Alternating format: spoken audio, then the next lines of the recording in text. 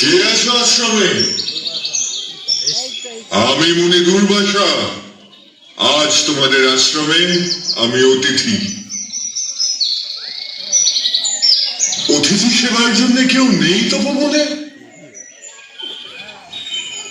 এই যে কন্যা, তুমি কি আমার উপস্থিতি উপেক্ষা করছো? তোমার এত বড় ধৃষ্টতার শাস্তি তোমায় পেতেই হবে।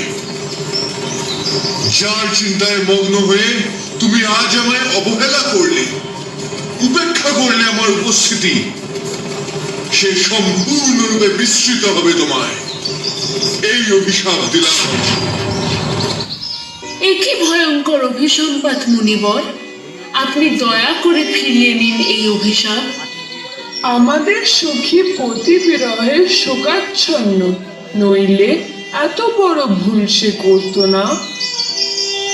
অভিশাপ ফিরিয়ে নেওয়া সম্ভব নয়, তবে যদি কন্যা তার পতি প্রদত্ত কোন চিহ্ন তাকে দেখাতে পারেন, তবে তিনি তার বিস্তৃত স্মৃতি আবার ফিরে পাবেন।